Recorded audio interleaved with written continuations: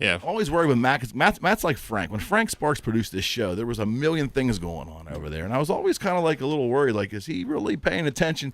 And they are. Yeah. They multitask. They can do 6 or 7 things at one time. I don't understand how to do that. 'Cause I can't do that. See? Right. I can't do that. Yeah. So it was just a slight phone call. That's Okay. all it was. Well, we're just making sure we're doing. We're good shape. Yeah. All right. Okay. All right. This show is brought to you by so many good people, and we're going to talk briefly about them during the show. But this show is also sponsored by my website, which is calleric.com. That is where you'll learn about my realtor practice. I am a realtor with RE/MAX Advanced Realtors. I work in Allegheny, Washington, Butler, and of course, the great county of Beaver, which I spent a good part of my childhood in. Very fond memories of Beaver County, and of course, the people of Beaver County have opened up their lives to me. Many have become clients. Many more have become friends. We've talked about real estate. We've talked about football. We've had a lot of fun, both on the show and in person. And as Matt will attest to, they have also fed me. Yes. And my waistline is reflective of that. I go in these meetings, and invariably we're eating by the time we're done. So the hospitality is incredible down here. So to all of you, thank you. And if you just once in a while tune in on the show and you make us a small part of your Saturday, Matt and I both appreciate that. Right. Although they can make themselves a larger part of this Saturday. See, this is how I'm being reprimanded by my producer. You can indeed be part of this show and be a larger part at the 2 most famous numbers in Beaver County, 724-843-1888 and 724-774-1888, the 2 most powerful numbers in all of the Valley. Beaver County Radio's hotline. Yeah, we encourage you to call. Although 911 was definitely giving us a run for our money yesterday. 911? Yeah. Why? Well, we were doing our show with Scott Tatey on Nodes of Local Entertainment, and probably in the first 5 minutes of the show, all of a sudden we hear 7. Well, maybe not 7 in that particular time, but during the morning there were just like fire truck after fire truck after fire truck going by the building. And as we found out, what happened? Apparently there was at the laundromat down here in Beaver Falls, down by D&G Pizza and Beaver Brewing Company. One of the dryers caught fire. The dryer caught fire. Yes. The dryer caught fire. The dryer caught fire. Well, Matt, that sounds like a good vocal warm up to try to do before the show. The dryer caught fire. The dryer caught fire. The dryer caught fire. The dryer caught fire. But you see how a great lead-in is because Matt Pia, when he was here, we talked about dryers and safety, and we're going to reiterate that today with his head honcho here, Mr. Steve Kowatic with Division 9. We're going to talk about dryer fires, potential dryer fires, aren't we? We could do that. Yeah. Yes, we are. So that good lead-in. Yeah. Now, I have a question for you before we even get into residential inspection, Steve. Do you folks also do commercial inspections? We do. You do. So you'll do both. The bulk, what would you say your business is weighed more toward the residential? Yes, we definitely do more residential just because there's more transactions that happen in residential. Okay. So we're going to get into dryer fires, although that was a dryer fire at the laundromat. Yeah. Okay. Yeah. See what live AM radio will bring you on a Saturday morning. Exactly.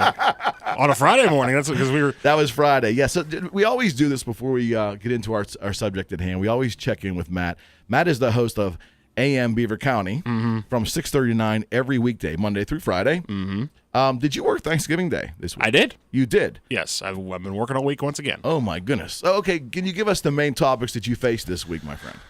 Main topics this week. Well, we don't do politics on this show, but no, well, we don't have to in this particular case. Correct. Okay. All I will say is that our main topic this week was men, and I'll leave it at that. Men being men. Yeah. Yes. Okay. Yes, men being men in the old-fashioned sense, which is unfortunate. Terrible. Incredibly terrible. Yes. And that was mainly the main topic all week because. Even with the, something new every day there. Yeah. And I think even with the, what was it? The death of Manson. Yes. It may remind that, hey, he had followers. What am I doing wrong? Well, I don't know if I should laugh at that or cringe. You and me both. Oh, fair enough. All right, we're going to head out to our first break here. I'm going to see if I can make sure we are 100% live, which I believe we are, and I'll get some audio visual taken care of. Or at least 1% live, right? Or at least 1% live today. Then we're going to come back and get right into it with Steve Kowatic with Division 9 Inspection Group. And we're going to talk all things home inspections, and we'll take your calls at 724-843-1888 and 888-774-1888. We'll be right back.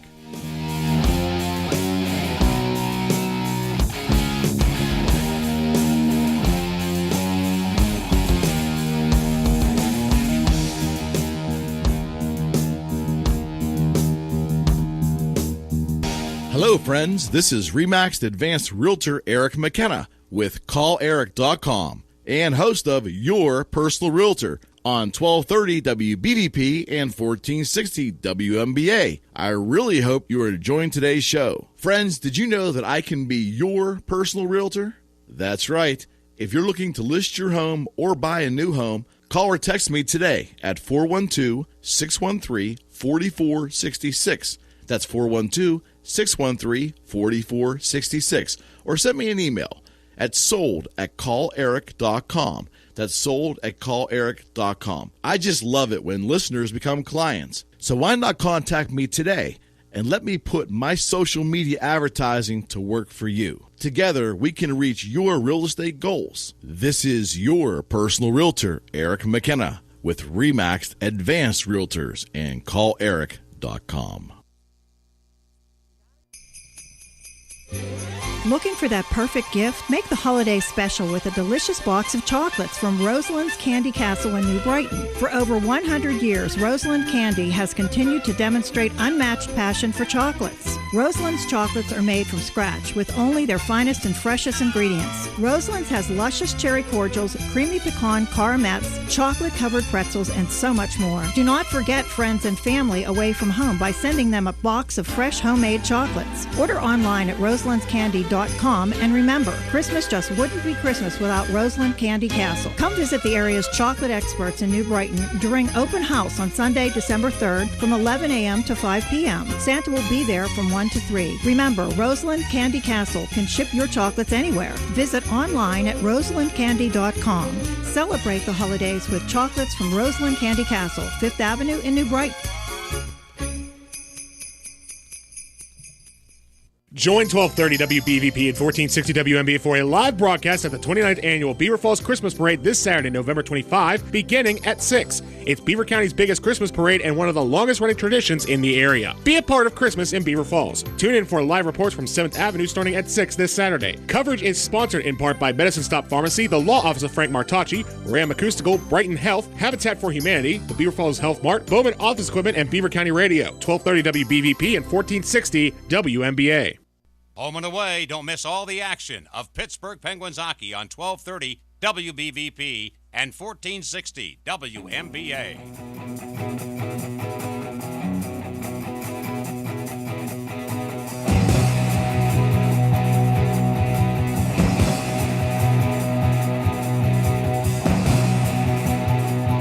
And welcome back to the Eric McKenna Show, here every Saturday from 10 to noon on 1230 WBVP and 1460 WMBA.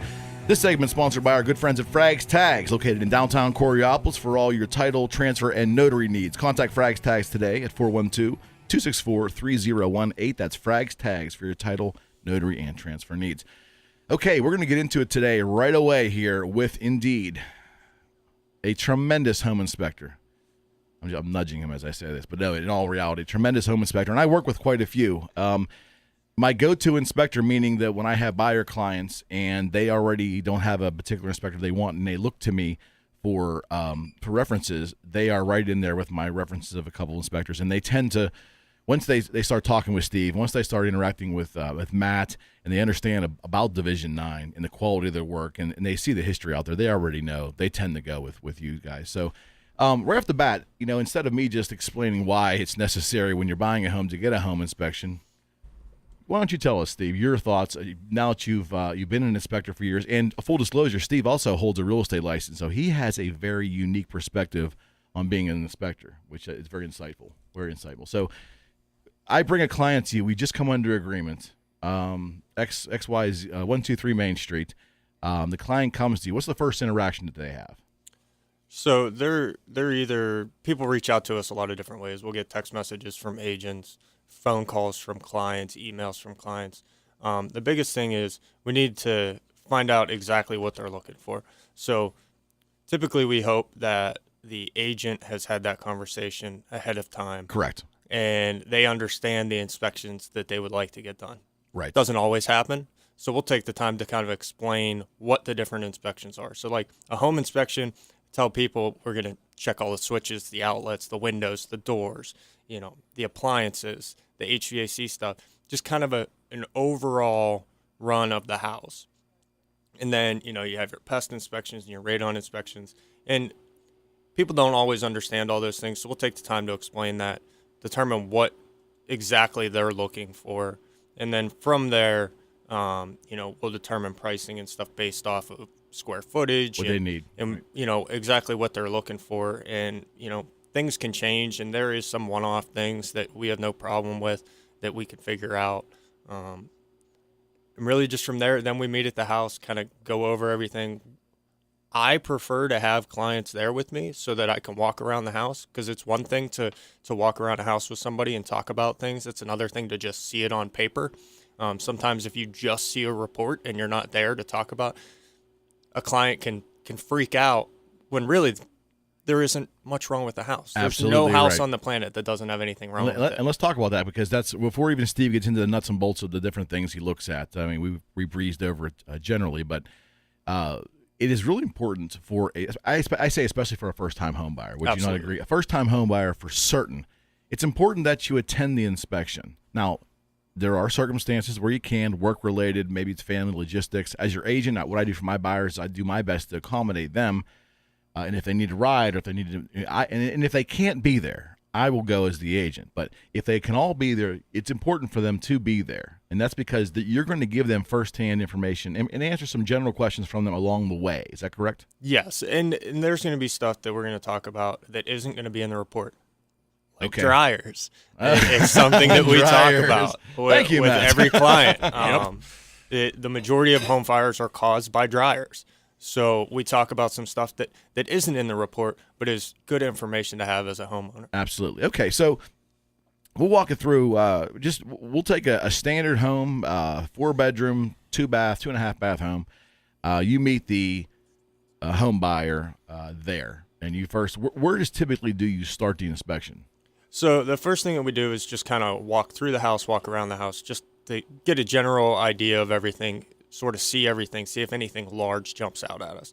Then we're going to start outside. We'll do the roof, the whole exterior. Then we go into the kitchen, we do the first floor. We work our way up, second floor, attic, and then go down to do the mechanicals. Okay. Now, so you're going to start outside typically. Yes. Okay, you mentioned you're going to start at the roof. So I had a roofer on last week, Hamilton Hope, and we talked about a lot of things, roof pitch. We talked about the dangers of being on a roof, especially in inclement weather as well. And I've watched you. I already know the answer to the question because I've watched these great folks do their work.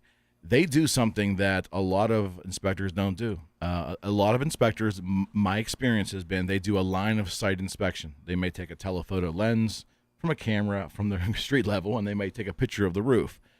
You folks will send the drone up. Is that correct? We will. To take close shots and video, if necessary, of the actual roof and present that as part of the inspection. Is that correct? Yes. Okay. So the nice thing about that, and a lot of people will say that we're being lazy because we're not getting on the roof. I think just the opposite. Well, exactly. One, it's safer. Two, there's roofs that you can't walk on, like slate roofs, tile roofs. You cannot walk on Because them. of the surfaces. Correct. You'll break them. Walking on a roof can damage it. Also, if there's soft spots in the roof, you can fall through them. Very dangerous for the inspector. So, and the other nice thing is we can get much better pictures using a drone. There is no way walking on a roof, if a chimney is on the side of a house, to see the backside of that chimney and get pictures of it and see what it looks like. We can do that very easily. This is interesting. So I've had a lot of buyers that have used Matt and Steve at Division 9 inspections. They've used them, and we've taken those photographs as very close-up and clear photographs of the roof, and we've used them, and sometimes we have to go back to the seller and say, hey, Mr. Seller, look at this. Would you help address this? And, that's part of the transaction. It's part of what your realtor should do for you.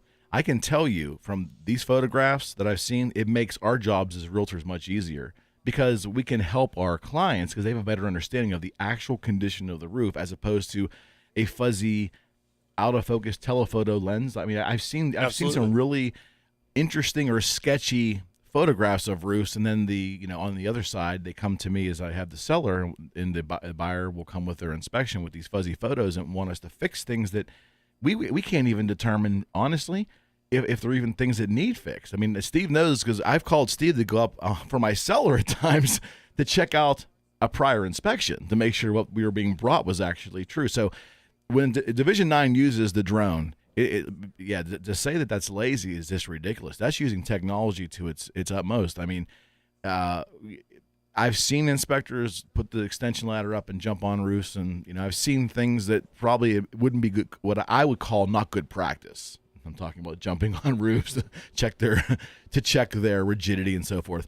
So we start at the roof. You go up there with the drone. You get the photographs.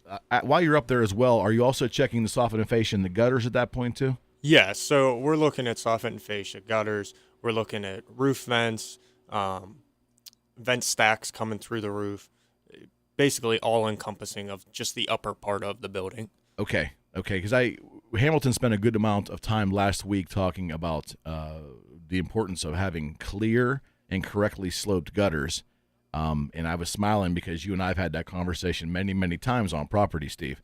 And I was saying last week, I as an agent, I'm well aware of how important the gutters are, and that is just as important part of the water remediation of your roof as the actual shingles are. I mean, your gutters are extremely important. Absolutely, they have to be working correctly, because if they're not, friends, if they're not sloped correctly, and I'm guessing if they're full of leaves or full of roofing granules, or it doesn't empty, it goes over the side. Yes. Well, and it not only goes over the front side that you can see, but it can push water up the back side into the roof sheathing. Yes, we thought we'd mention that a little bit. And that's as a young agent, I was really interested in that, because that was showing up more and more on these older homes where the gutter was emptying on both sides. Now, obviously the outside goes down to the ground and can cause a humongous problem in the basement with dampness.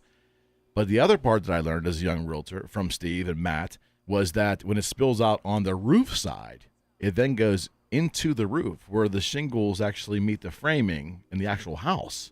And that's when you have big, big problems. Yes. Is that correct? Yeah. That's what I thought. Now, that's also full gutters or improperly working gutters are also causes of ice damming. Is that correct? Yes. So if a gutter is not working correctly, what will happen through the freeze and thaw cycle? Okay. Ice will gradually start backing its way up the roof, because the snow on the roof will melt. It'll run down to the gutter. Well, it can't exit.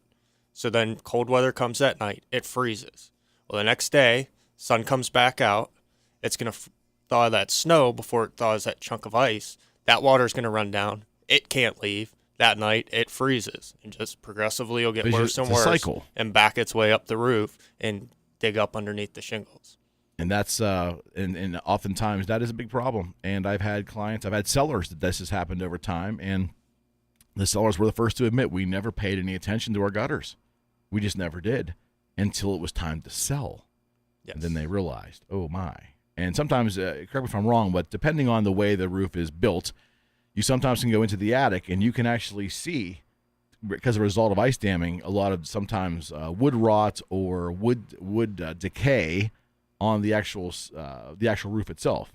Yes, absolutely. So probably 3 or 4 months ago, we did purely roof inspections for a patio home community. Okay. They were looking to see what buildings they needed to put roofs on. So anytime we inspect roofs, the underside is just as important as the top side when you're doing the inspection.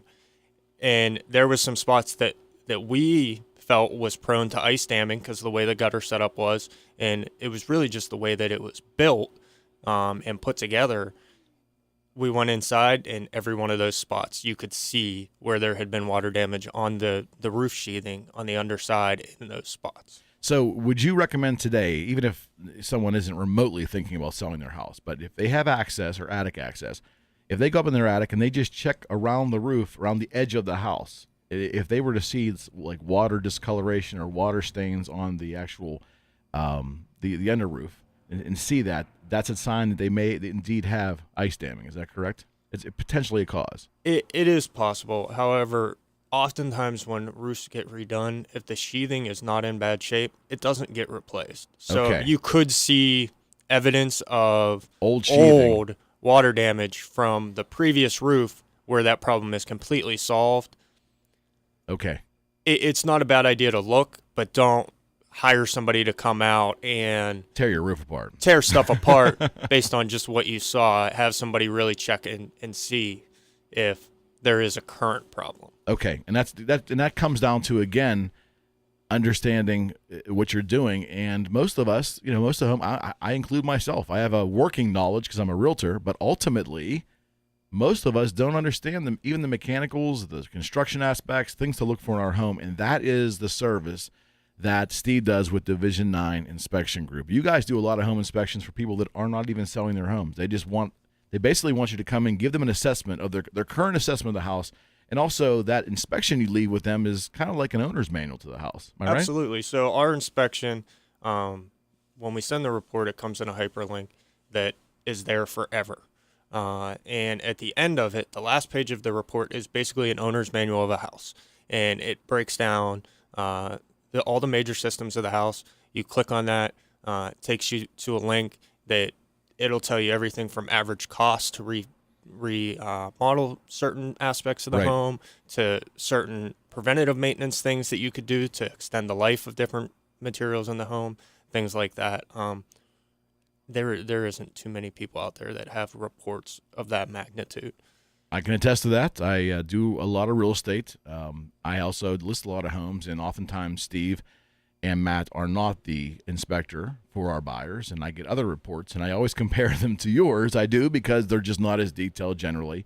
And these guys will come into your home, and they will, for what I consider nominal money, they will provide you a current assessment of your house and indeed a working owner's manual. And I will tell you, the website link they send is very interactive. We're in an age of the computer. If we haven't figured that out by 2017, there's something wrong. But they're also, you can print the hard copy report as well.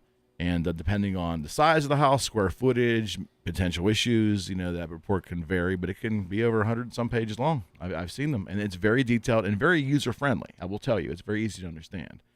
Yes, it breaks down by system, and then it just goes step by step through. All right, Steve. Before we go to our second break here, I want to let everybody know this is Steve Kowatic with Division 9 Inspection Group.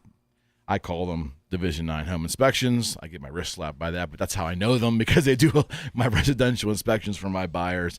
The company is run by Matt Pia and Steve Kowatic. We've had Matt in many weeks, and it's just wonderful to have Steve in here today. Steve is also coming to the inspection genre as a licensed real estate agent, so he has a very unique perspective there. And to me, I think that I would imagine that aids because you understand the contracts that we do, you understand the time frames, and you know what we're looking for. Yes, and the biggest thing, it helps me communicate with the client in a way that isn't going to necessarily scare them over something that isn't a big deal and that we see in hundreds of homes. Yes. Because there's some, it's all in how something is presented. If something as simple as a reverse polarity outlet, which meaning that the hot and neutral are reversed, we see it constantly. Right. It's a simple fix for an electrician to do. It happens all the time from people DIYing, changing outlets. Absolutely right. And how you approach talking to the client about that can affect how they feel about it. No, communication is everything. Presentation is everything. And there's two ways to, and if there is quote unquote bad news to give, you want to walk it back a little bit. You want to make sure that the client understands exactly what the circumstance is. You're not there to scare them or intimidate them. And I've seen your presentation. It's phenomenal. I trust you with my buyers. That should tell the story right there. I trust your firm with my buyers. Okay. Matt, we're going to head to our next break. Mm-hmm. This is the Eric McKenna Show here on 1230 WBVP and 1460 WMBA. Our special guest today, Steve Kowatic with Division 9 Home Inspections. We'll be back, and we will get right back into it right after this break.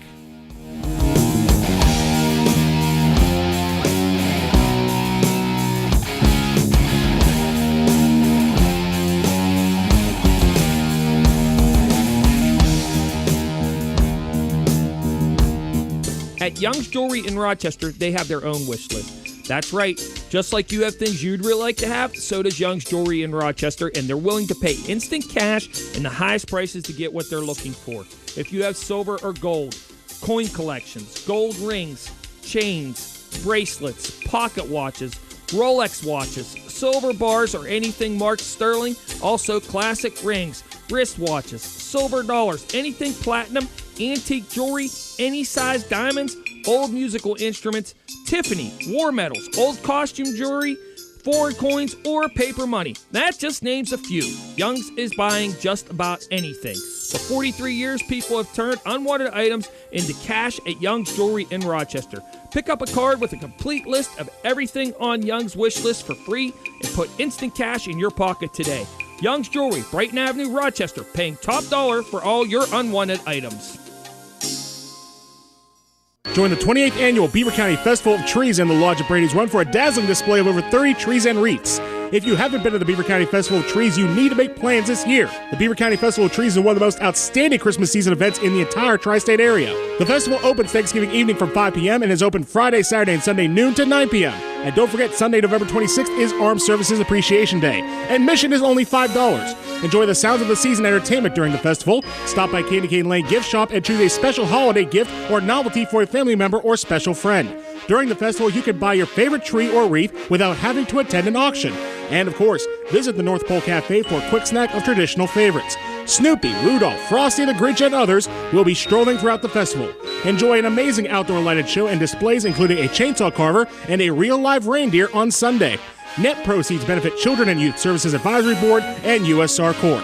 For more information and schedules, visit BeaverCountyFestivalOfTrees.org.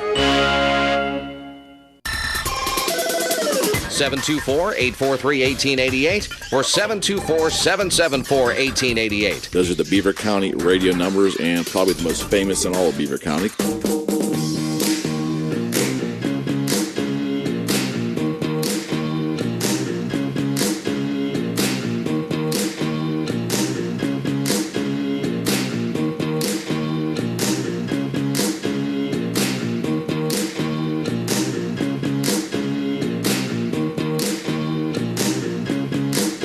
And my producer, Mr. Matt Durzik, brings us back to Mr. Todd Rundgren. Yes. He knows I like that track. Oh, yeah. Very much so. Friends, thank you for coming back to the Eric McKenna Show here on Beaver County Radio, 1230 WBVP and 1460 WMBA, where we have more fun than the law allows every Saturday from 10 to noon. My special guest this week, oh, by the way, we talk real estate here. That's what we do. Yes. And more. And more. I am a licensed realtor with Remax Advanced Realtors based out of Robinson and Swickley. I work in those two towns, but I work a lot of other places. That's right, all of Allegheny, Butler, Washington, and, of course, the great county of Beaver. And so gracious for Beaver County Radio and for this listening audience to give me the opportunity to do this. We're joined this week by my go-to home inspector. That's right, Division 9 Home Inspections, Mr. Steve Kowatic. We've had his cohort, Master in Charge, Mr. Matt P., on many weeks prior. It's a very popular show. We are talking all things home inspections. And naturally, when you think home inspections, you think, okay, these are the guys that come in and help a new home buyer evaluate the home before they actually sign on the dotted line.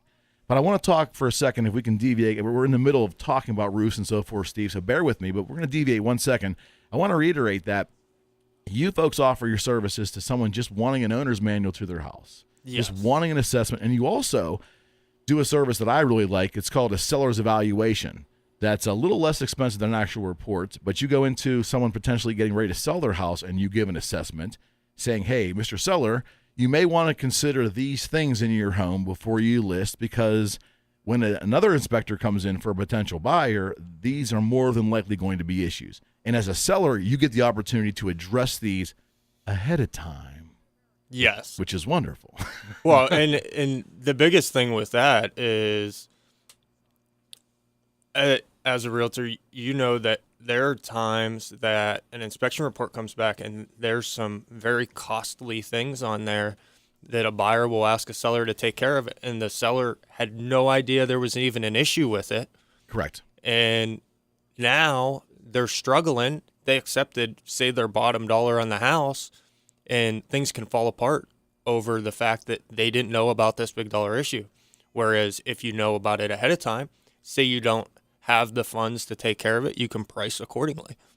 That's huge. And I think the best knowledge for any seller out there, my best recommendation as a realtor is to know your home before you list. Yes. And very good friends of mine, Connie and John Atkinson, clients of mine, got a beautiful house in Highland Park. They brought you and Matt in to do a pre-evaluation for them. I know it was extremely valuable to John and Connie. They've made alterations on the property before we listed based upon your recommendations. And I saw how, from a seller standpoint, it works flawlessly. If you really do it correctly as a seller, it works flawlessly. Absolutely. And the other side to that is we're not just going to tell you about maybe potential issues, but how things look or how things are set up as far as maybe there's poor access to HVAC or the electrical, or, hey, clear this out. The cleaner that all this area is, the easier it is for the inspector, the less he's really going to want to nitpick. Absolutely, and that doesn't cost you anything. It's just basically an alteration on providing correct access to an electrical panel, or providing correct access maybe to the back of your washer and dryer, things like that. Yes. See? Informative. This is what we do here. Yeah. Matt, this is what we do. We're here with Steve Kowatic with Division 9 Home Inspections, my go-to inspector. We're talking about being at the house as well. We talked about the roof and gutters, how important it is to have that functional naturally, but also it's an important part of your inspection. Now let's move down the house a little bit. You're going to go obviously to siding. If it's a sided house, it could be brick. It could be shake, which is kind of a wooden siding, correct? Talk about some of the things that you notice looking at the actual sides of a home. So a lot of times with brick veneered homes, people will see cracks running through mortar joints. It's not a big deal, typically. Can you repeat that, please? It is not a big deal, typically. Thank you. There are certain ways that we look at cracks. It's hard for me to explain it to somebody who doesn't know exactly what to look at, because you could very easily misdiagnose if you don't know what you're looking at. Sure. But most homes that have brick on the outside are not brick structure homes. And that's something that I learned as a realtor from you folks. Again, you want to repeat that again? So most houses that you see with brick are not brick structure homes. So it's meaning that there is wood framing behind those walls that is the actual structure of the house, and that brick is basically siding. It's a veneer, which means it's kind of a quarter or 1/2 the thickness of regular brick. Is that correct? A lot of times they are full-size brick, okay, but they don't provide structure. So a brick structure house is 2 courses of brick. Okay. So you're basically saying that there's a difference between having a brick structured home and an exterior, a wooden structure home with an exterior of brick. Correct. Okay, and that's something that, and it's tough for us to designate or to do it over the radio naturally, but there's a way that you look right away and you can determine what it is. Is that correct? Yes. If somebody understands construction, they can look at a house in 10 seconds, know whether it's brick structure or brick veneered. And what you'll see on a brick structured home is every 4 to 6 courses, bricks. Back up now. What's a course? So a row of brick. Okay. So every 4 to 6 rows of brick, you will see the bricks are turned. So typically you're looking at the side of the brick. Correct. It'll be the end of the brick. Okay. And the whole course will be that way. Okay. Because they're tying the 2 rows of brick, the double deep rows, together. For strength. Because that's the structure of the home. Correct. Okay. And if you don't see that configuration, odds are likely it's a wooden structured home with a brick exterior. Correct. Okay, and these are good things. And these are the things that Steve and Matt at Division 9 Inspection can explain to you. And I'm going to guess there's probably a heck of a lot of our listening audience out there today in the wide area of Beaver County Radio and on Facebook Live that have brick homes. I mean, I have a brick home. I'm not sure if it's really a brick structure or not. I have to go find that out myself now. But you may think you have a brick home because you have a brick exterior. But you may actually have a wooden frame home with basically just a brick exterior, not a brick structural home. Correct. Interesting. Very interesting to know. We encourage you to call in and participate. This is Steve Kowatic with Division 9 Home Inspections. The 2 numbers, the most powerful, the most prestigious numbers in all of Beaver County, 724-843-1888 and 724-774-1888. My very stupendous producer, Mr. Matt Durzik, will take those calls when he'll let you in. Yeah. Then we'll just get right at it. Yeah. We'll get right at it. But again, this is the Eric McKenna Show. Steve, to carry on with you're looking at the side, so you will be able to tell somebody, hey, you have a brick structured home or you have a brick veneered home. Then nothing wrong with brick veneer. Not at all. Not at all. Okay, siding. Can you give me some warning signs that you may have some issues with your siding, whether it's vinyl or aluminum? Well, and there's wood siding too. There is wood siding. Is that called shake? Depending. It depends how it's set up. It's that word again. So shake is kind of looks like roof shingles almost. That is what shake is. I'm familiar with that, yes. And then there is a slew of different types of wood siding. Okay. There's, shiplap, which a lot of people know that from watching DIY shows. They use them inside houses. Oh, boy. Here we go. Your favorites. Let's not get into HGTV today. There's a myriad of Okay. wood sidings. Okay. The most important thing with wood siding is that we see the most is rot, because they take a lot of maintenance. Okay. You need to stay on top of wood-sided houses.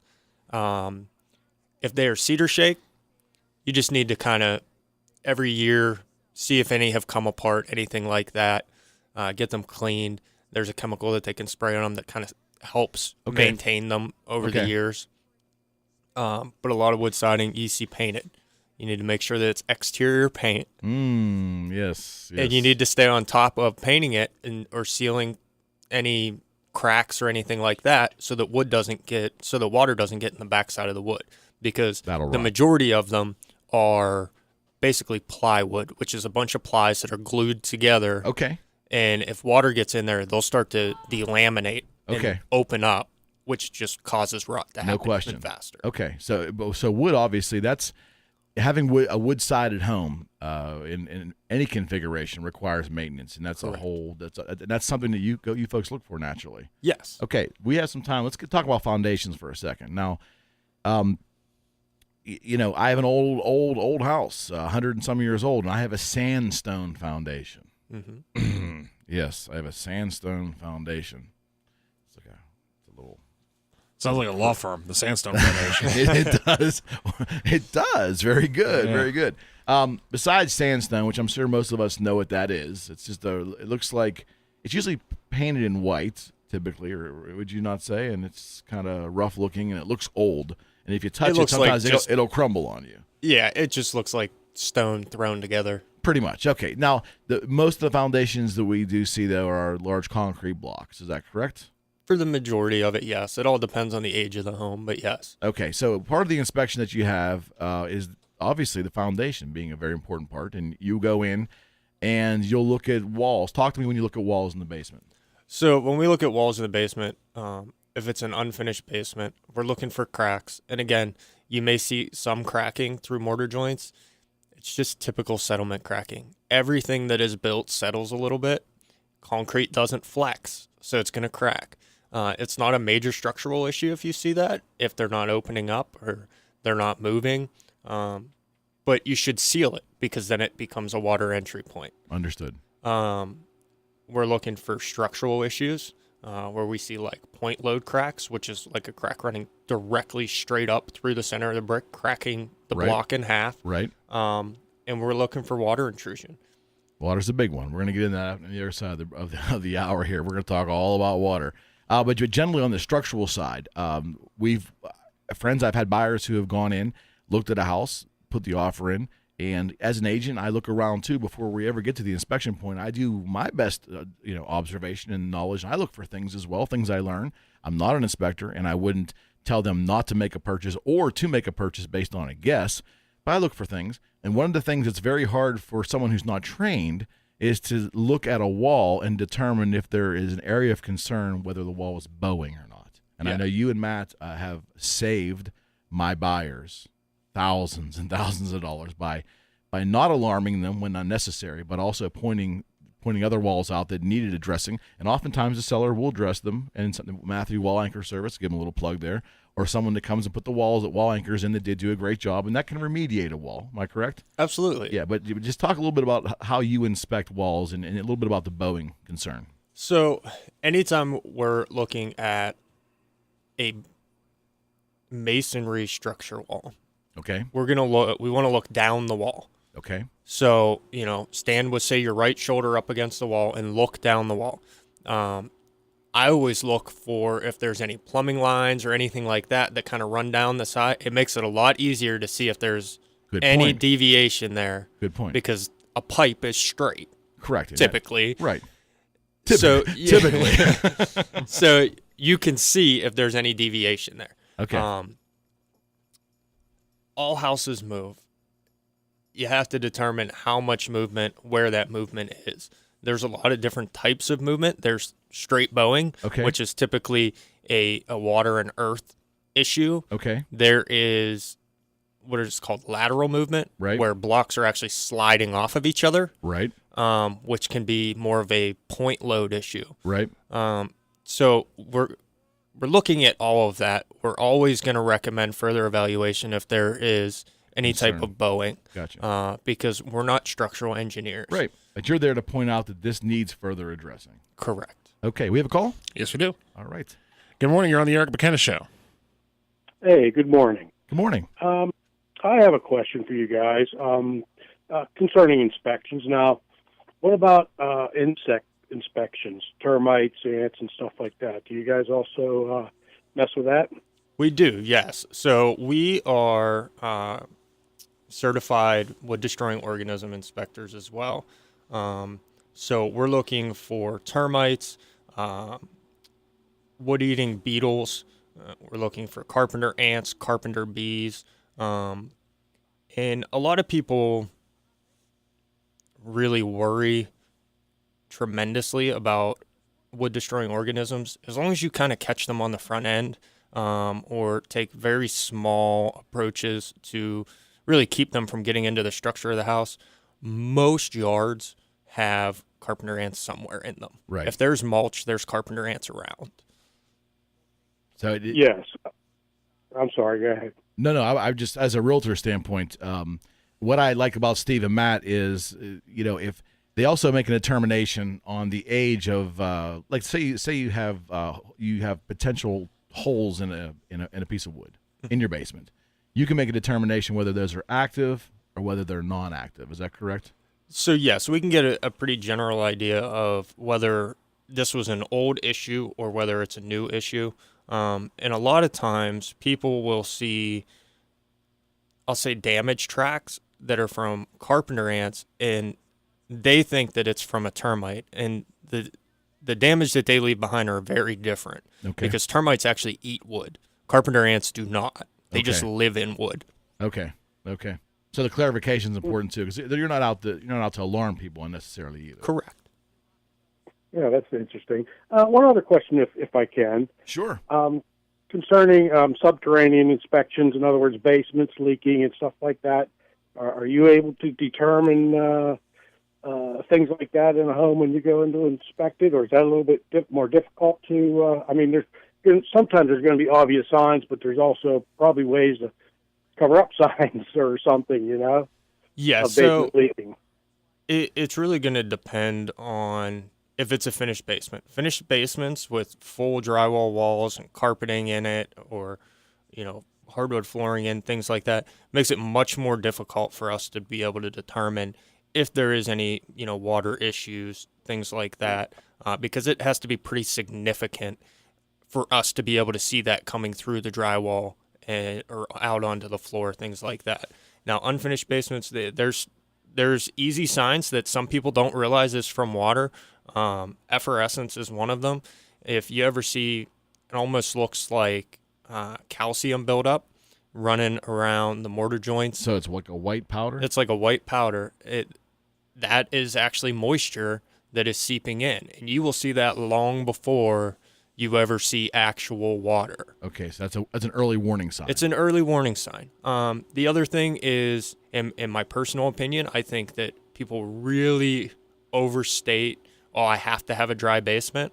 Well, good luck. Around here, yeah. Around here, I would say 80 to 85% of basements take water at some point. We do inspections on brand new constructed homes, and some of those have some moisture in the basement. Absolutely. It is what it is with the way our climate and our soil is. I see. Now, in your inspections, do you, I didn't, maybe you already mentioned this, maybe I didn't catch it.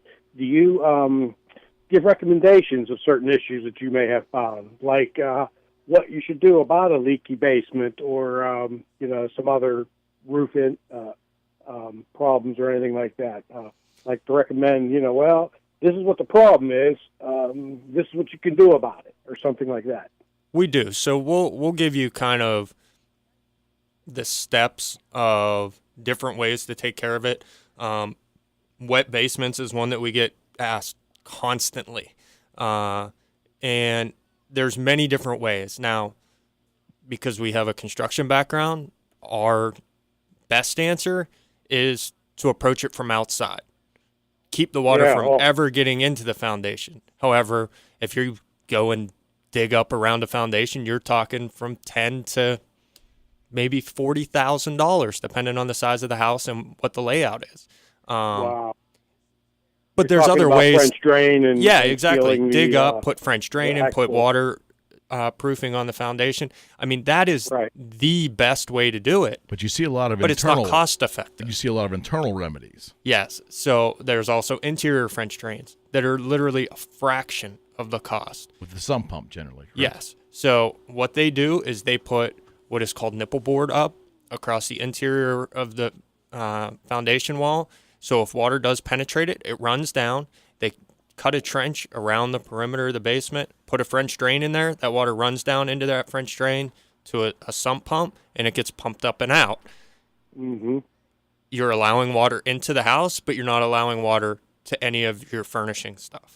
So yeah, it's kind of like you're okay with the intrusion in, but you're actually stopping the intrusion before it affects the drywall or the carpeting or anything like that. And I will tell you, as a realtor, I generally see more of that remediation than the exterior remediation. Oh, absolutely. Cost-wise, it is a fraction of what it costs to do it inside. But best practice is always, if you can afford it, to get it remediated outside of the house. Correct. So the water never gets into the foundation. Yes. Okay. Excellent call. Excellent call. Thank you, sir. All right, thank you guys very much. Really appreciate it. Mm-hmm. We're coming up on the end of our first hour here. This is another incredibly informative show. I'm on a roll here. I'm on a roll. We got a bunch of great sponsors of this show. I will tell you that our go-to mortgage agent, Ms. Leslie Raymond with Union Home Mortgage. Contact Leslie today with any refi questions you have, or if you need a first mortgage at 412-719-5673. That's Leslie Raymond, Union Home Mortgage, NMLS 138287. And PA license number 29666. Right on. So we're getting better at this, Matt. We got a new sponsor on our show. That's right, Mr. Bob Donnell with Rad Productions, Portrait Photography, and Photo Booth Rentals. You can check them out on Facebook. Just type in RAD, R-A-D, Production. Available for any occasion, specializing in engagement, wedding, and senior portraits. And I'm telling you, Bob's photo booths are fun. Get one of those for your next party, and your guests will love it. That's Rad Productions. Mention the show and get a 15% discount. Call Bob today at 412-269-0592.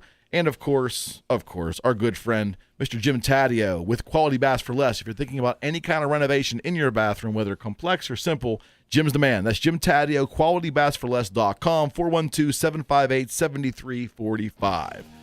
Friends, that was the first half, a very productive half. Yes. Thank you, Matt. Thank you, Steve. We're going to come back on the other side of the news here with our second half. This is the Eric McKenna Show on 1230 WBVP in Chippewa and Beaver Falls and 1460 WMBA in Ambridge and Coriopolis.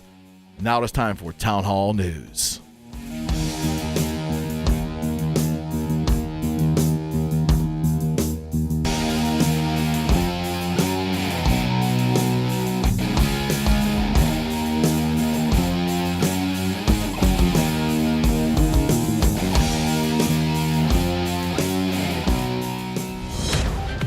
News this hour from townhall.com. I'm Bob Agnew in Washington.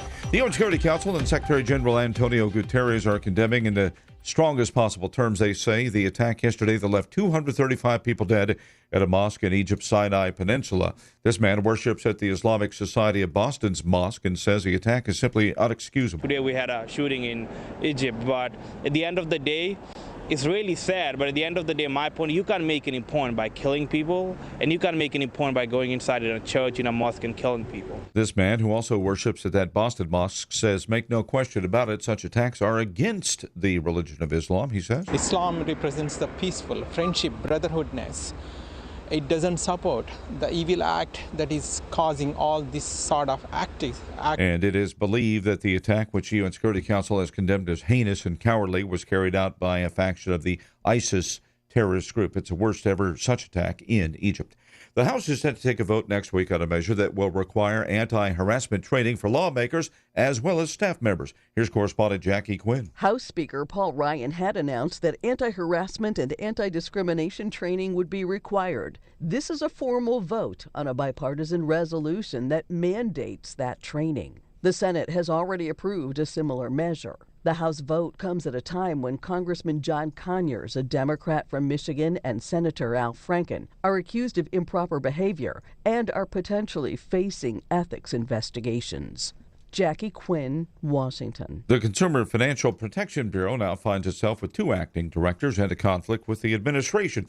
Richard Cordray, the Bureau's first director, named his own replacement as he announced his resignation on Friday. Later in the day, President Trump named his own selection for the post, which just happens to be a longtime critic of the agency. More from townhall.com. Freedom. One nation in all of human history was built on that bedrock. Ours. A republic of the people, by the people, and for the people. Self-government requires freedom, just as freedom requires an individual willingness to self-govern. Freedom has made America exceptional, but it can only last as long as you and I seek the good, as expressed by the laws of nature and nature's God. It can only last if you and I choose to act as people of character. Forging character has been the pursuit of Hillsdale College since 1844. Hillsdale College forges character and elevates civic discourse both on campus and nationwide. To find out how you can take their free online courses or receive a complimentary subscription to Imprimis, a monthly speech digest, visit hillsdalefreedom.com. That's hillsdalefreedom.com. DirecTV will pay $9.5 million to settle allegations its California facilities unlawfully dumped hazardous waste. Here's correspondent Jeremy House. The Attorney General and Alameda County's district attorneys say an investigation found that all 25 DirecTV facilities in California improperly disposed of batteries, electronic devices, aerosol cans, and other hazardous materials that ended up in landfills. DirecTV didn't acknowledge any wrongdoing. However, the company agreed to take measures to properly dispose of hazardous waste in the future. That is Jeremy House reporting. More than 6 years after that tsunami overwhelmed the Fukushima nuclear power plant in Japan, the country has yet to reach a consensus on what to do with millions of tons of radioactive water. Scientists say it would actually be the safest thing to slowly trickle it into the large oceans, let it be diluted that way. Fishermen say that sends a terrible message about the safety of their water and fisheries. More from townhall.com. Authorities say a woman and her 19-month-old daughter were killed when the car she was driving struck a black bear in Northern California on Thanksgiving. The 27-year-old woman was driving a Subaru on a rural road near San Andreas Thursday around 6 p.m. when a black bear came in front of the vehicle's path. The bear was struck and killed, but the impact of the bear killed the unidentified driver and her daughter of Copperopolis. A 4-year-old boy in the car suffered minor injuries and was taken to UC Davis Medical Center for treatment. Patrick Foss reporting. On Wall Street, it was a pretty good day in the day after Thanksgiving trading. A shortened session on Wall Street. Still, there were gains across the board. The Dow Jones Industrial Average picked up 32 points by the closing bell, which came a little ahead of schedule yesterday at 1 p.m. Eastern Time. The Nasdaq had gained 22 points, and the S&P 500 picked up 5 to yet another new record high close, the first time ever above the 2,600 mark. More details at townhall.com. Here for you 24 hours a day. Beaver County's hometown radio stations, 1230 WBVP and 1460 WMBA.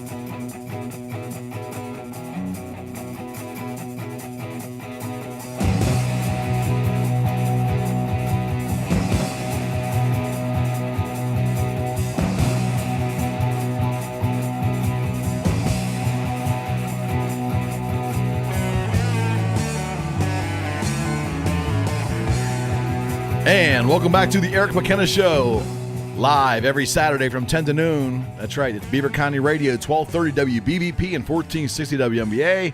And as Matt mentioned to me many weeks ago, probably the only place in Pennsylvania where you're going to hear Black Sabbath on AM. Yeah, pretty much. See, I have something to be proud about, huh? Yeah, of course. That's our intro. So it's one of our many intro songs that just pumps us up when we're here. But, of course, that's Matt's job, is to keep the show flowing. And he sometimes throws in, you haven't hit me with any disco yet. No. That's a good thing. Okay. I'm just putting it out there. Yeah, Putting it out there. My special guest today on this show, friends, we talk real estate and more. I am a licensed realtor with RE/MAX Advanced Realtors out of Swickley and Robinson, working in Allegheny, Butler, Washington, and, of course, the great county of Beaver. Again, with you every Saturday from 10 to noon. Show number 62 this week. I can't believe they let me do this.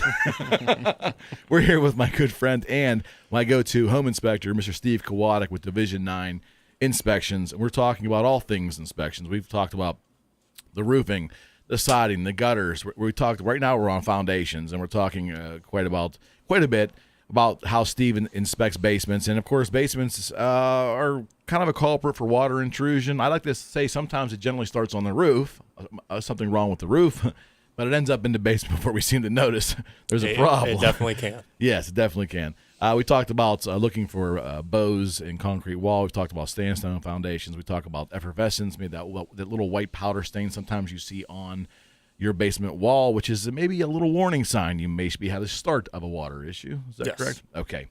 We had a great call at the end of the prior hour as well, asking Steve a lot about what they do at Division 9 Home Inspections. And I want to mention the number to reach Steve, because I haven't given that out yet. Shame on me. It's 412-350-8592. Again, it's 412-350-8592. If Steve or Matt can be of help to you, if you are interested in the services they provide, whether you're buying or selling real estate or you're not, and you just want an assessment of your home, that is the number to call Steve, 412-350-8592. Oh, nice save. Ooh, thank you. All this radio jargon. I'm still a novice at this. We're getting it. Okay. We talked about remediation, which is a fancy word for fix. And it's, if you have a water issue coming through the walls of your basement, it's better to fix it outside with bulldozers and things like that. Mini bulldozers and, French drains and all that stuff. Or it can be done internally. Sometimes if you walk into someone's basement, you'll see like a little round disc in the corner of their basement. They probably have a sump pump. Or you may look at the edge of the wall there, and there's all this new concrete about maybe 1.5 feet out from the wall. They probably had a French drain put in.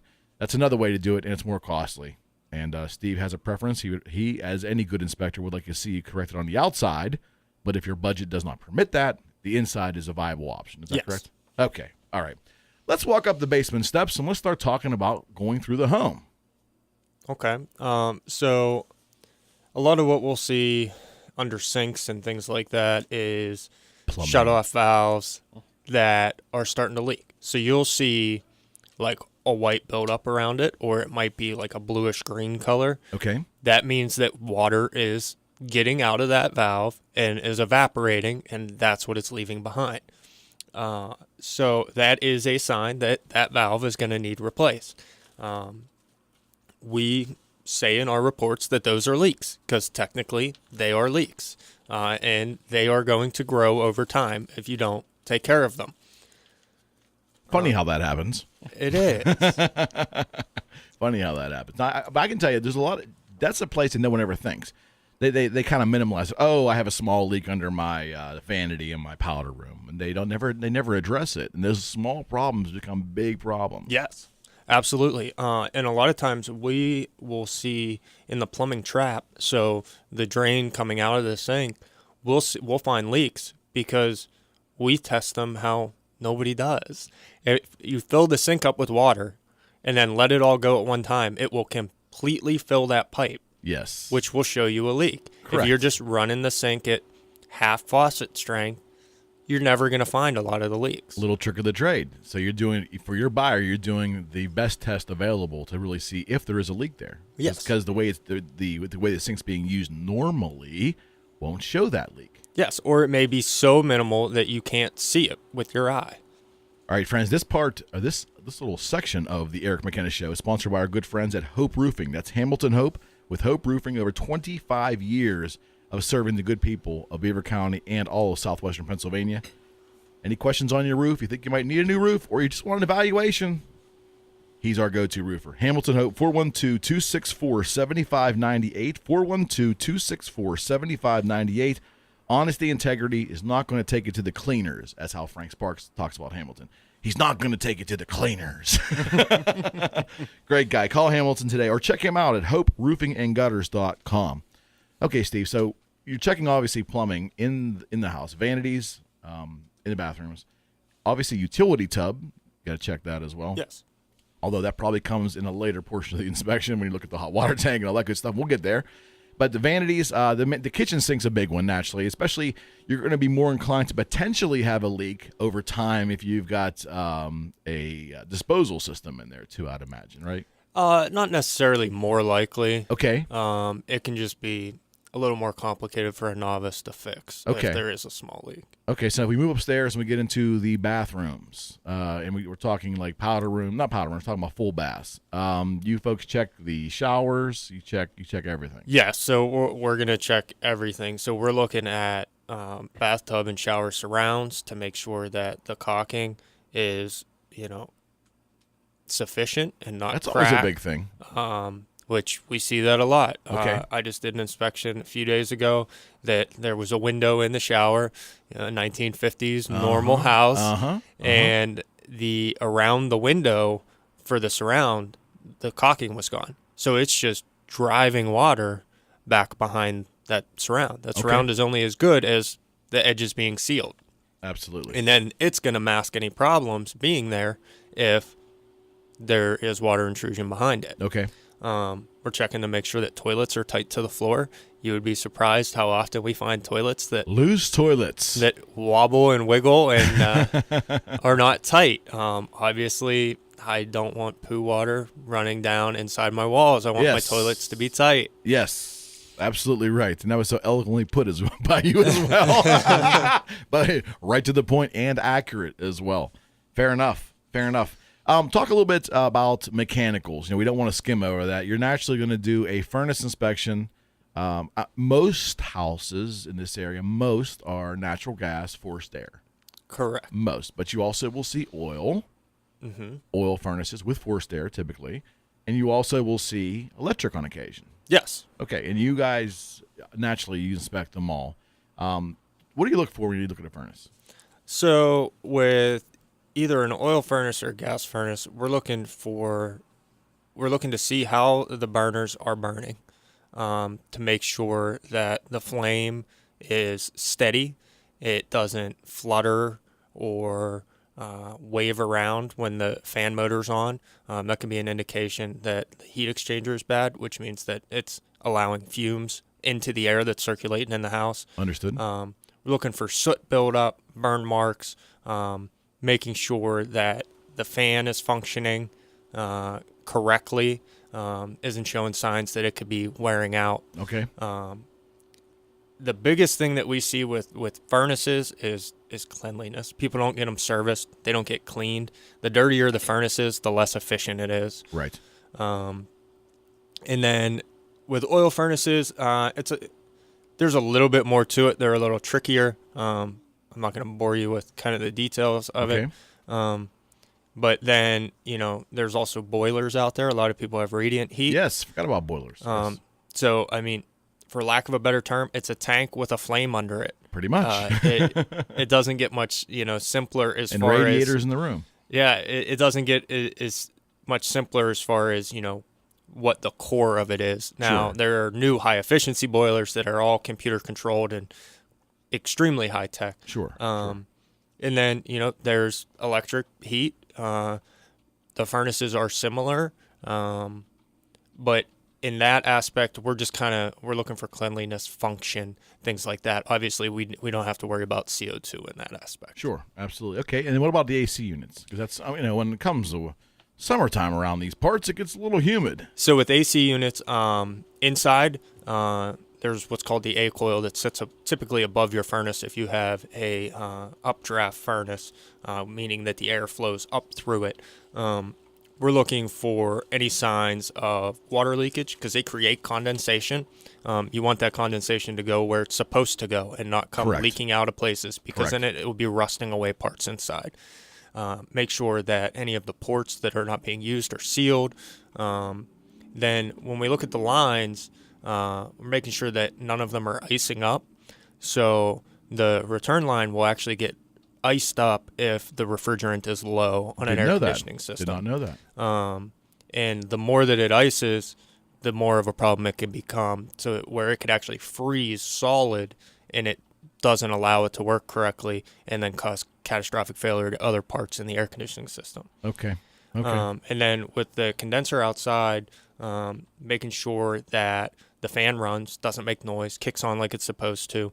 A lot of people pack stuff around their air conditioner outside because it's unsightly. I don't understand that. But you are right. All you're doing is making it less efficient and shortening the life of it by doing that. It needs airflow on all sides. It's important to make sure that those fins that you see stay clean and not damaged, so that airflow can come through there. Okay. And then obviously we're looking at those lines that come from inside out to it and making sure that insulation is on it and that it isn't exposed, because that'll hurt efficiency as well. Okay, friends, you're listening to the Eric McKenna Show. My special guest this week is Steve Kowatic with Division 9 Home Inspection.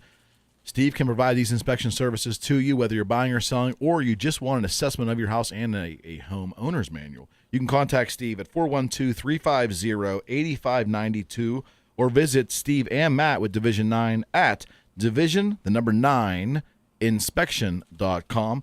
And this section of the Eric McKenna Show has also been sponsored by our new sponsor. That's right, Mr. Bob Donnell with Rad Productions, portrait photography and photo booth rentals.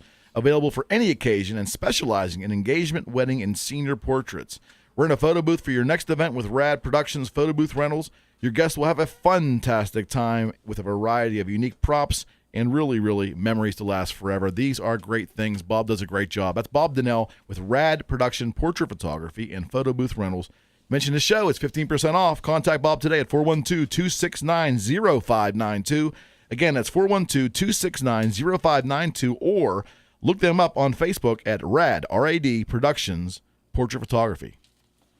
Whew, I'm up for a break. I'd say so. All right. Friends, this is the Eric McKenna Show. Real estate talking more. I'm a licensed realtor with RE/MAX Advanced Realtors out of Swickley and Robinson, here with you every Saturday from 10 to noon. Whew. As we're doing this week with my producer, Matt Durzik. I promise you, friends, we will be right back.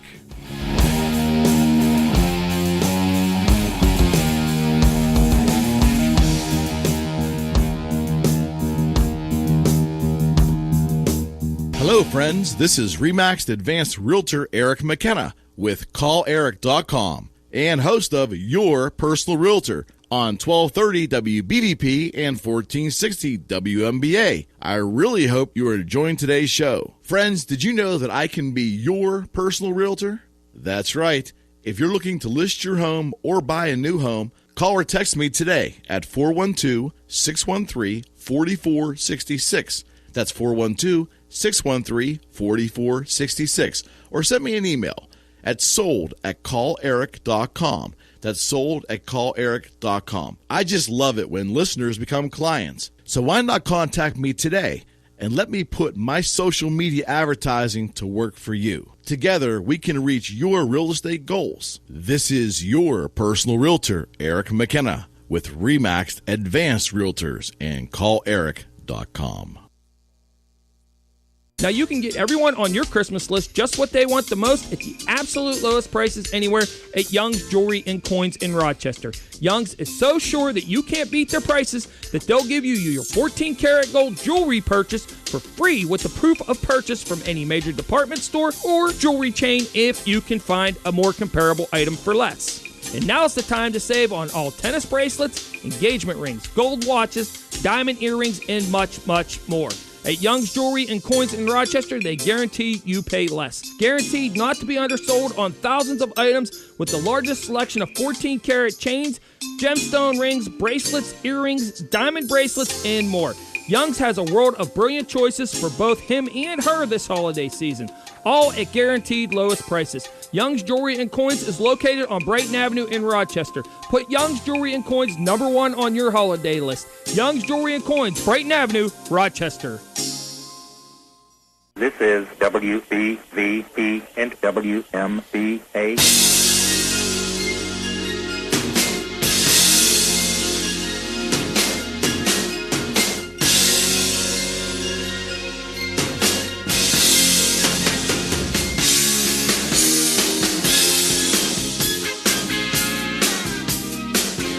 And welcome back to the Eric McKenna Show. My producer, Mr. Matt Durzik, brings us back to the vocal energy of Philip Bailey. You know what I love about that? You mentioned Philip Bailey, and in that section of the song that I used, there is absolutely no Philip Bailey. Just as you refer to him, that other guy. Yeah, the other guy. Oh, he's on that song with that other guy. What's the other guy's name? What's his name? Can't remember his name. He wasn't real significant to me growing up, so I don't really remember his. He's a passing glance or something. Mike Rollins or something like that? No, not Dan Rather. Phil Collins. Yeah, that one. The only Phil Collin I like is the guy who plays for Def Leppard, the guitar player. Philip Collin. Yeah. Phil Collins was like singular, not plural. Yes. I remember being a child and listening to Phil Collins when he left that Genesis band and all of a sudden making hard rock radio in Pittsburgh. No, Phil Collins solo is now on hard rock radio in Pittsburgh in the 80s. I kid you not. Yeah. Pretty pathetic. I'm just throwing it out there. And Tears for Fears was on hard rock radio in the 80s. Yes, and I'm not going to mention that's as far as I'll carry it, friends. Welcome back to the Eric McKenna Show. We've been waiting for our good friend Dave Bishop. That's Diamond Dave Bishop to call in with his weekly call, but he may be currently occupied with clients and customers down at Big Bang Comics. So I want to make sure we read his sponsorship live for sure. That's Dave Bishop, Diamond Dave Bishop with Big Bang Comics and Collectibles. A big-time sponsor of this show and a personal supporter of everything that I've ever done. Great guy. It's a cornucopia of fun down there, friends. I like to say, get your inner nerd out. When it comes to comic books and collectibles, this is the spot. That's on Broad Street in Swickley. It's Big Bang Comics and Collectibles. It's Dave Bishop. Call Dave today, 412-259-8742, 412-259-8742. Big Bang Comics and Collectibles in the heart of Swickley. And check them out on Facebook. And I'm sure Dave will call at some point if he probably forgot about me. He's probably waiting until 3 o'clock again. He might. he got the weeks confused. Oh, I can see how this second half of the show is going to be. We're here with our good friend Steve Kowatic with Division 9 Inspection Group. All right, Steve, we talked about a lot on your home inspection list here that we've gone through the house. We haven't talked about hot water tanks yet, hot water heaters. Can you talk a little bit about that? Because that comes up often. So usually what we see around here is natural gas hot water tanks. Yes, correct. But there are quite a few electric hot water tanks that we see as well. Electric ones are pretty cut and dry to inspect. Okay. We're really just looking at the water lines, making sure that there is a shutoff, that they're on their own circuit. Okay. There's really no way to look at the inside. Sure, they're sealed. Everything's sealed right. up. So with natural gas ones, we're looking for what's called a dirt leg on the gas line. So that's that T, basically, in the gas line that you see. And that's so sediment can drop down in there instead of going into the appliance. It's going to extend the life of the appliance because that dirt doesn't end up in the appliance. It ends up at the bottom of that pipe. Is that the canisters that we see? Correct me if I'm wrong. I need some clarification. The canisters that you see attached to the hot water tanks now. That is an expansion tank for water. That's the expansion tank. Explain why those have become necessary in the past 10, 15 years.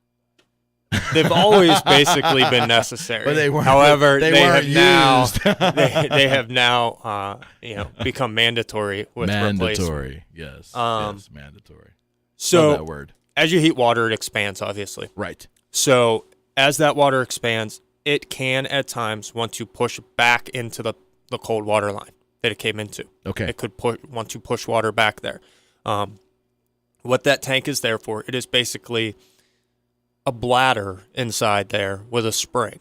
And as pressure builds and it pushes back, it will push into that tank instead of pushing back into the water supply coming into the house. It's like a relief valve in a way. It is. Okay. So if you look at boiler systems for heat, they have expansion tanks attached to them. Interesting. So they've been around for a long time. It's just more recently that they have become important with hot water tanks. And it's a safety. It's definitely Absolutely. It's mandatory for safety purposes. Yes. So it's going to keep water from pushing back into the cold line. So it could overpressurize in the house or overpressurize in the main lines coming into the house. Okay. Well, also, I noticed, is that maybe that's the drip leg you're talking about? I noticed there's a PCV pipe coming out from almost the center of the tank, and then it goes straight down to the floor. And I noticed that sometimes with inspections that the pipe isn't even there, or it's there, but it's not. There's not an extension that goes down to the floor. Explain why that's necessary. So that's the temperature pressure relief valve on the hot water tank. Okay. So instead of the hot water tank exploding or shooting through your roof like you've seen on Mythbusters, that would be bad. That valve is designed to blow off over a certain temperature or over a certain pressure. Okay. Typically, they're like around 150 psi. They're designed to blow off at. The reason that a pipe is necessary on that is that water coming out of there is scalding hot. It is pure hot water out of the hot water tank. Right. So you want it to be diverted to the ground so that it's not blowing everywhere and burning somebody or hurting somebody. And that's a very, if your hot water tank does not have that is very necessary to have that absolutely corrected. All right.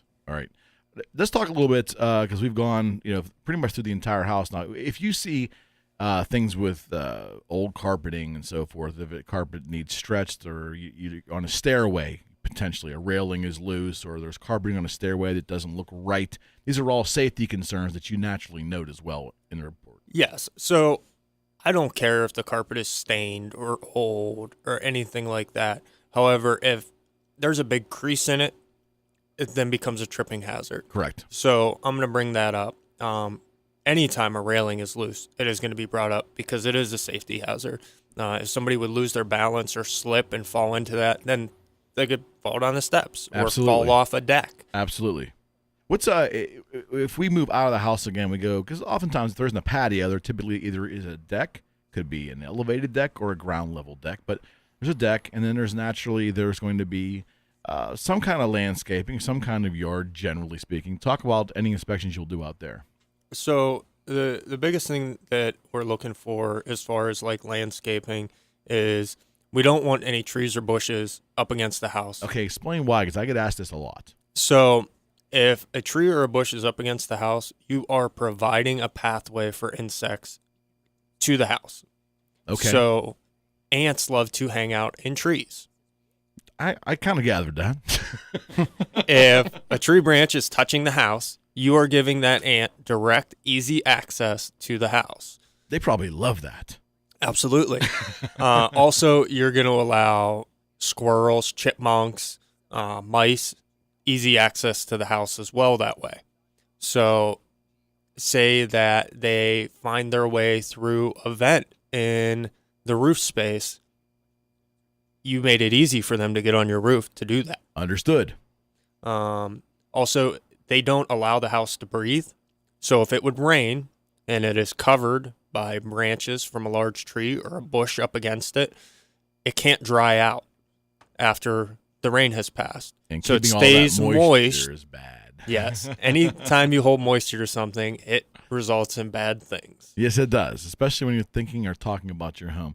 Friends, this is Steve Kowatic with Division 9 Home Inspection, my go-to home inspector for my home buyers and for a lot of my sellers who want a pre-listing evaluation of their home. But he also can help you whether you are buying or selling or have no inclination to do either. You just have questions on your home and you're maybe a little uncertain about certain aspects of your homes and the condition of certain things.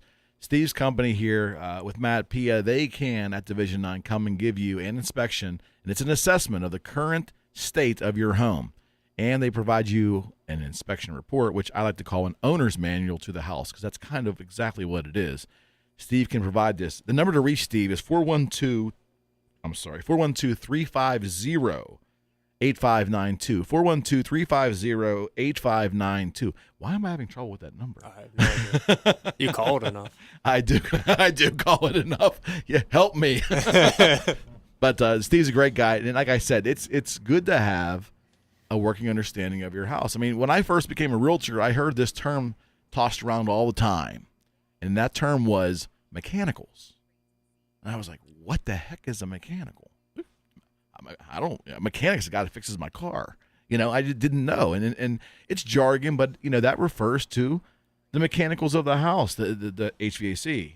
You know what I mean? The air conditioning, the hot water tank. Some people refer plumbing to that as well. The mechanicals of the house. Plumbing and electric can be tied into that too. Absolutely. Talk about safety for a second. You're walking around the house. We've talked about railings. Talk about concrete steps and so forth.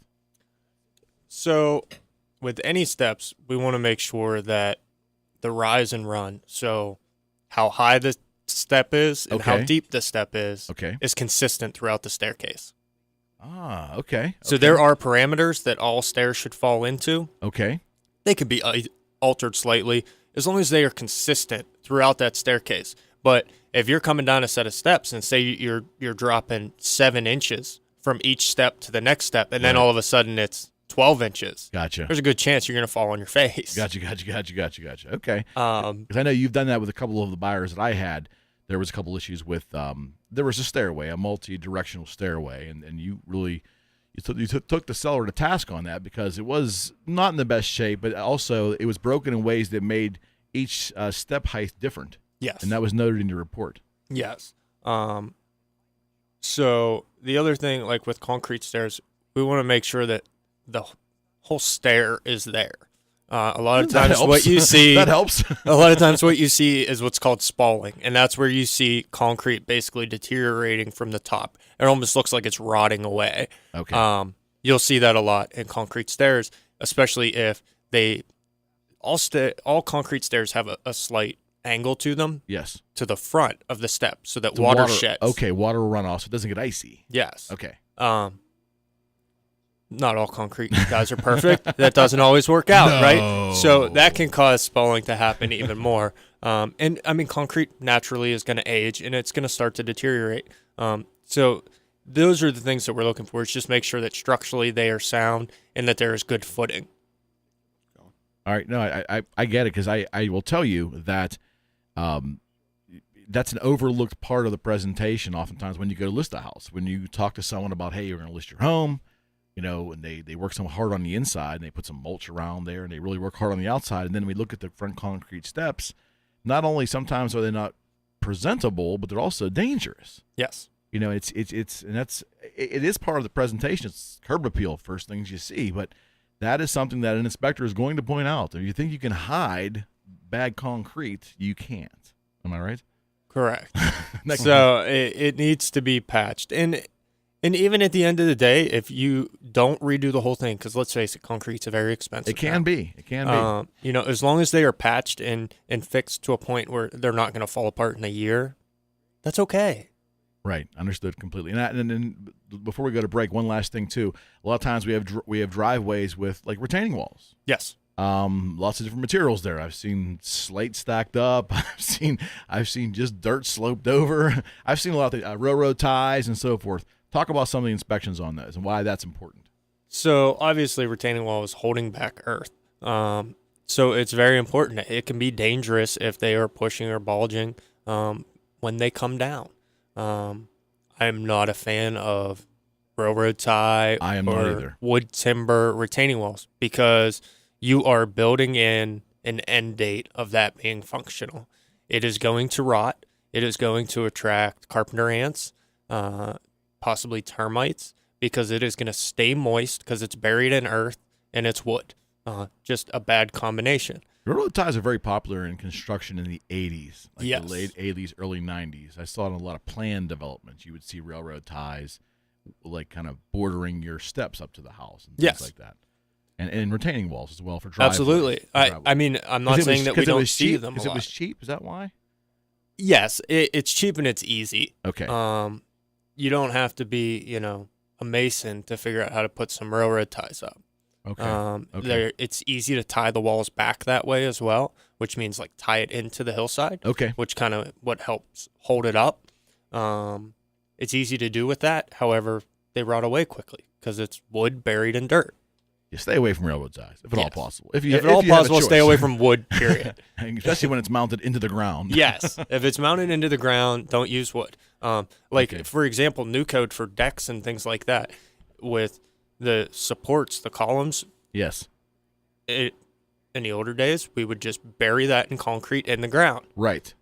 That's not code anymore. There has to be separation between the concrete, the ground, and the 4x4. So now there's brackets that keep that column out of the ground. And Trex decking has become very popular too, which is the man-made material that looks pretty much just like wood. Yes, and it's extremely easy to maintain. Yes, not that cheap though. Not that cheap.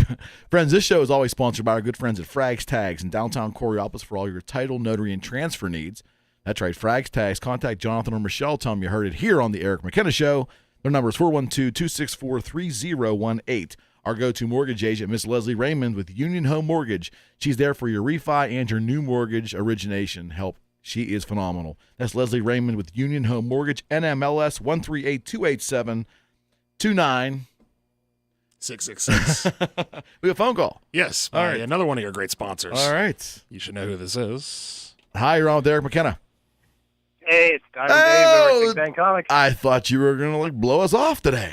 Well, it's Small Business Saturday. It's a little crazy here today. I understand, and that's totally understandable. What you got on tap for me, Diamond Dave? We got a whole lot of everything is really on sale. Whole lot of We're running everything, specials Big Bang on Comics. Just about everything right now. Okay. We're going to run those specials through tomorrow. Me and the Big Bang Batman are hanging out down here. We've got 50% off on. Whoa, back up. 50% off on. What's that? Big Bang Batman's down there. Big Bang Batman, yeah, he's moving the merchandise. He's doing our videos now. Nice, good deal. Good deal. So pretty much the whole store's on sale. Is that right?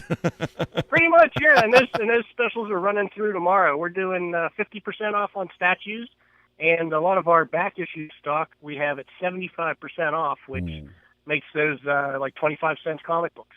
Wow, that's a 25 cents on the dollar for those back issues. That's right. Wow, that's right. So there are super deals going on through today. We're here till roughly 4:30. Tomorrow we're here from 12 until 4. Wow. And Small Business Saturday in Swickley. Yeah, Small Business Saturday in Swickley. They've got the Christmas carols playing, and everybody's in a good mood. Everybody's that's always positive. Everybody's in a good mood. That's Big Bang Comics and Collectibles. We're talking to Diamond Dave Bishop. He was affectionately given that nickname Diamond by Mr. Frank Sparks, and it's stuck. and it's got customers walk in there. Hey, where's Diamond Dave? All right, buddy. So it's a cornucopia of sales down there. It sounds like today. Yes, that is true. All right, that's Big Bang Comics and Collectibles in Broad. Thank you, my friend. We'll talk to you very soon.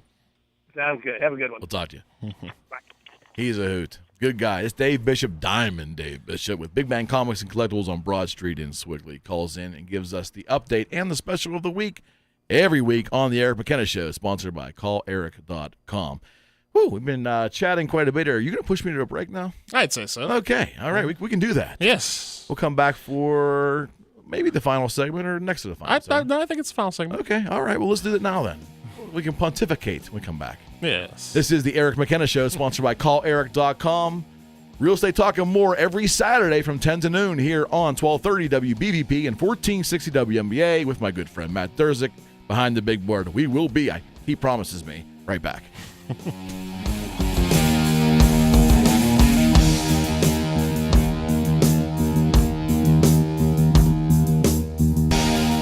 From kickoff to the coach's press conference, we are Steelers game day. Touchdown! Antonio Brown right down the gut. This is Bill Hillgrove. Along with Tunch Ilkin and Craig Wolfley, we bring you every game and all of the coverage that keeps you up to date with everything black and gold. Right here on the Pittsburgh Steelers Football Network. And the crowd is enjoying every minute of it.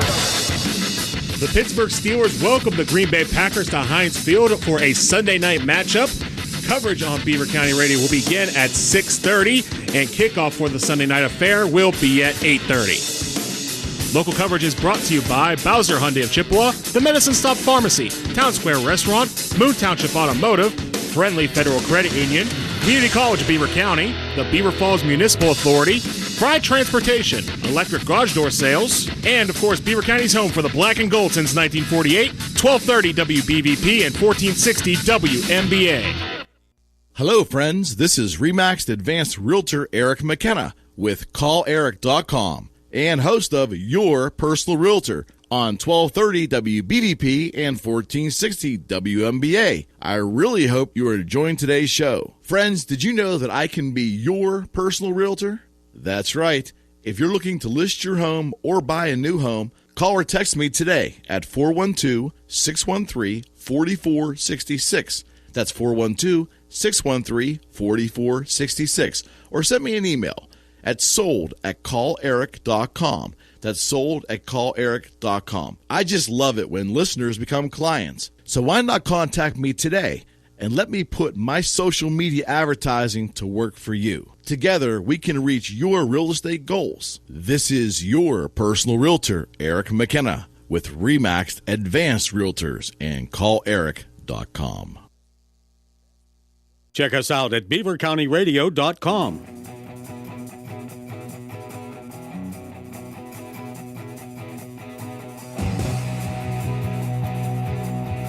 Okay, we're back on the Eric McKenna Show, sponsored by CallEric.com, here on Beaver County Radio every Saturday from 10 to noon. More fun than the law allows. And I want to send out a big thank you and a big happy holidays to our good friends on Facebook in the group called Moon Connects. That's Moon Connects. That's Steve Dish, my good friend, and indeed Caroline Trunzo. They created this group because they didn't want a lot of the drama that comes with social media. It's a great place, not just for Moon Township, but for the area. They take care of animals there. They just communicate. It's a good public service place and just a fun place, kid-friendly, and it's a lot of fun. That's Caroline Trunzo and Steve Dish. Little shout-out to you. We love you. Thank you so much for supporting your personal realtor, yours truly, on Moon Connects on Facebook. I've been here very enlightened today by my conversation with Steve Kowatic with Division 9 Inspection Group, otherwise known as Division 9 Home Inspections. I can't say it exactly that formally, you know. He's our go-to inspector for my practice, my RE/MAX Realtor practice that I have.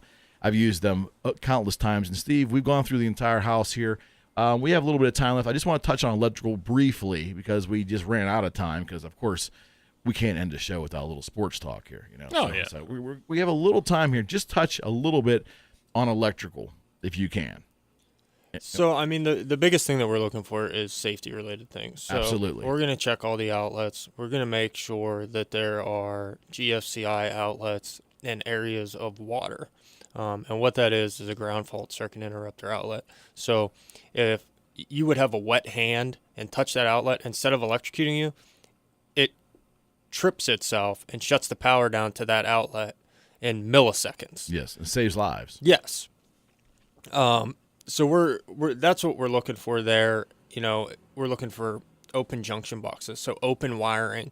Anytime there's wiring connected, it needs to be inside a either metal or plastic box closed. Right. So that if anything would happen, it stays in that box and doesn't catch something on fire. So those are the biggest things that we're looking for. And then when we look at, you know, the electrical panel itself, making sure that things are wired correctly, make sure that none of the breakers are overheated. Which can be a sign that there is an issue within that circuit somewhere.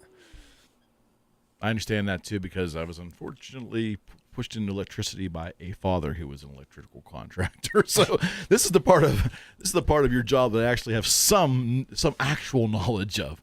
But I've had many buyers use Division 9 home inspections, and I've gone through your reports. I probably have gone through hundreds now at this point. Yeah.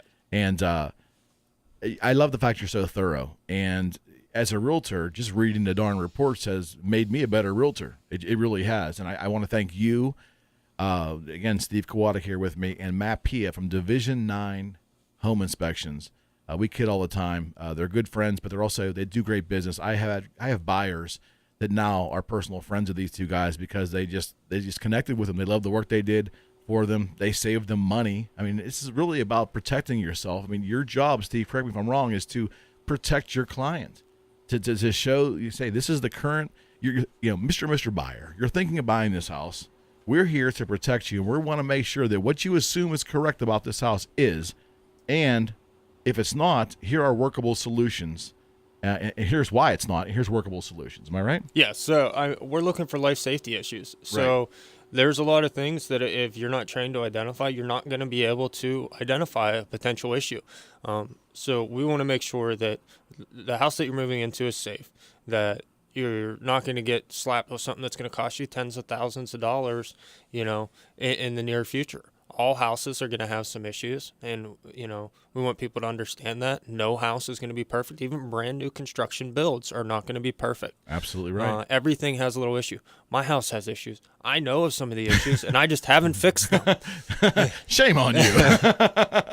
Well, look at me. Same thing with me, right? Mine's the gift that keeps on giving, But thank you so much for coming in today. It means a lot to me personally, and it means a lot to our listeners, both on our wide area coverage here at Beaver County Radio and on Facebook Live. This is a very important part of the real estate transaction. Your inspector is important, whether you're buying, naturally, that's the biggest assumption, or you're listing and you hired them to do a listing evaluation, or stepping away from real estate. You're just a homeowner that's been in your house for a period of time and you really don't have a good feel for the current condition. Maybe you have a couple areas of concern. Maybe you don't want to call a contractor on suspicion. Maybe it would be the more prudent decision to spend a couple $100s and get a full-blown inspection of your house and a report you can reference to. I mean, think about how educated you'll be at that point. Then you will know what to address and what you don't have to address. Absolutely. And, as much as it pains me to say, there's a lot of contractors out there that don't have your best interest at heart. So if you bring them out and say, well, I think that there may be an issue here, there are some out there that will say, oh, absolutely, there's an issue when there isn't. Right. There are others out there that are fantastic and will tell you, I think you're fine. Most of them are phenomenal, but you are suspect to, unfortunately, not getting one that does have your best interest at heart. Yes. So, we can come in as a third party that has nothing to gain, because it is actually not that we don't have the abilities to do a lot of the work. We're legally not allowed to do any work on a property that we inspect for a period of 1 year. So we have nothing to gain. We have an outside perspective to let you know what our personal professional opinion is. It's totally independent. And I love what I it's funny, I get this question all the time about real estate. People that are outside the business ask me this. I'm sure you got it in your career too. Well, do you get referral fees from this contractor or this home inspector or this? No, we get no fees. We are forbidden to take it, rightfully so, forbidden. And I recommend your firm, Steve, and I recommend my mortgage go-to people. And I recommend this because you've done tremendous work for my clients. End of story. The great thing about real estate is it can be phenomenal when every step of the process goes smoothly. Yes. When you're trying to do a real estate transaction and you run into roadblocks or steps every step of the way, it can be phenomenally difficult. So as a realtor, we want go-to people that we don't even have to worry about it. We give our clients to them with a full trust in knowing they're going to be taken care of. And that's how I feel without question, about you folks at Division 9. So again, thank you very much for being on here today. Very informative show. Very informative. All kidding aside, very, very informative show.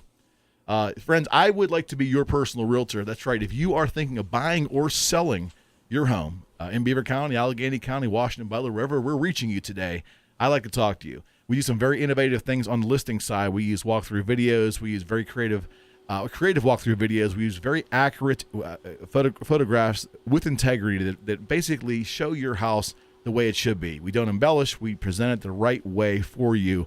We do a lot of Facebook and Instagram marketing, all paid for by me, not my clients. If you're interested in hearing more about what we do at my realtor practice, it's Eric McKenna. You can contact me at 412-613-4466. Again, it's 412-613-4466. Never any cost for a consultation or a visit. Just love to come and chat with you about your concerns. Maybe it's a family member that's looking to buy their first home, or maybe you're going to downsize, whatever your circumstance is, or if you just have questions about real estate, call or text me, 412-613-4466. 4466. Again, 412-613-4466. Call or text me or visit me at my website and the lead sponsor of this show at calleric.com. It is there you'll learn about my practice more in depth. I'd like to talk with you. Okay, we've come to that point in time on the show, man. We have indeed. Okay. First of all, I'd like to thank you for joining us for a little bit on the Slam this morning. Oh, it was awesome. I got to be on the Sports Slam. Well, Steve was locked out of the front door there for a while, but while I was on the Slam. He's texting me, can I come in?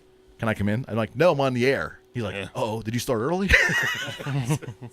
But it was fun. Love it. Yeah. And you'll never get me to say no.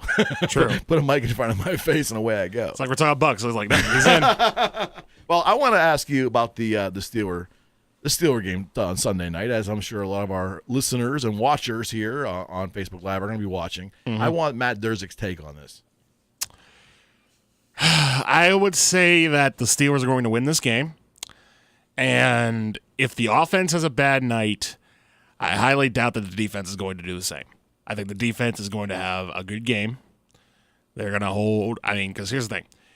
Even though it looked bad against Indianapolis, the Steelers' defense held them to 17 points, as they did against Tennessee.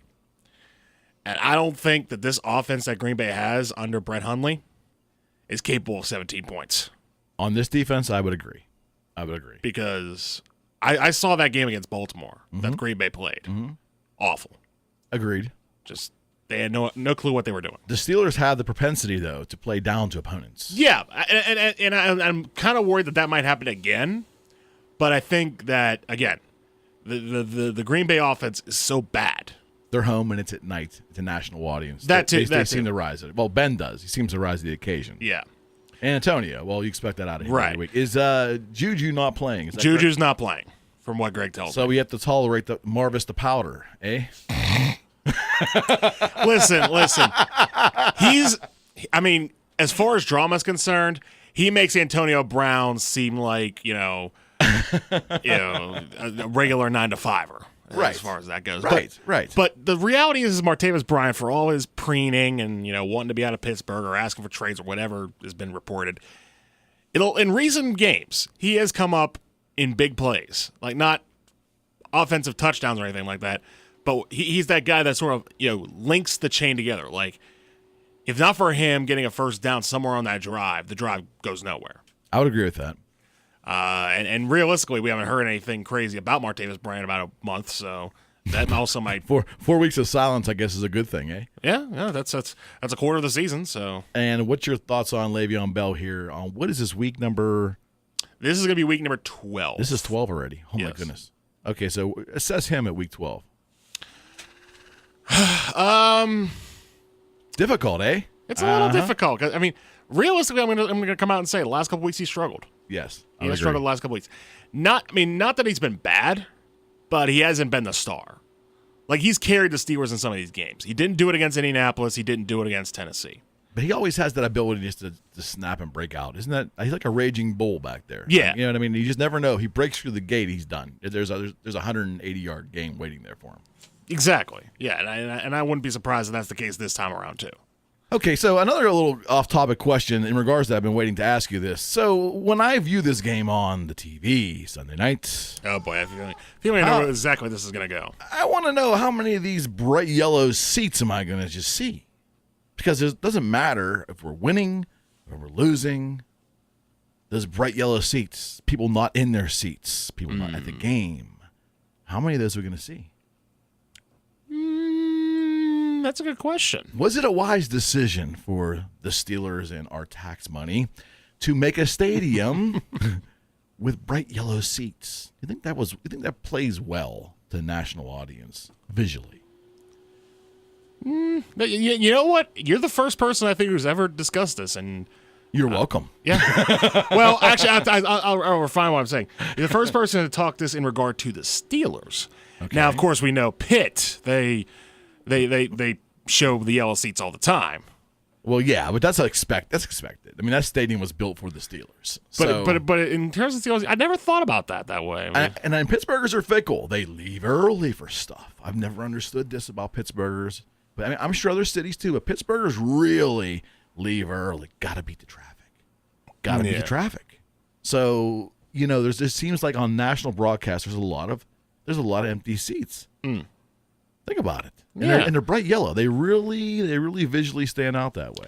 Yeah, and realistically, that's only one of the colors. I mean, you could have gone with black. That would have, I think, because there's so much black that's worn, I think it would have been a better visual had they done that. Yeah. Do you see what I mean? I think empty seats wouldn't stand out like a. That's a very good point. I never thought of it that way. Well, you're welcome. Yeah. See the things you learn on this show. Plus, I think it'd be kind of intimidating if you think. It would be gloss black, yeah. Yeah. The only thing I think that would go against that theory, heat. Yeah, exactly. Those September games, and people were sitting down for the first time in the Pittsburgh weather. Ooh. Yeah, I remember the red seats at Three Rivers were pretty brutal. The red plastic seats there were pretty hot. So, anyways, just baseball before we leave here quickly. Okay, we talked on the Sports Slam. Your opinion, is McCutchen going to come north with the team or not, or is he going to get dealt in spring training in some kind of hopeful deal? If McCutchen is still on the team by the time spring training begins, he's going to be with the team at least up until the trade deadline, I do believe. That would be logical. Yeah. What do you think the odds are that they deal him during spring training? During spring training? I'd say about 10%. Really? That low? Yeah, because like I said, if they're going to trade McCutchen early, they're going to trade him during the winter meetings. Okay, let's just play devil's advocate. He goes end of April. Who's the third outfielder? And they don't get outfield help when they trade him. They say they get pitching help. They don't get outfielding help.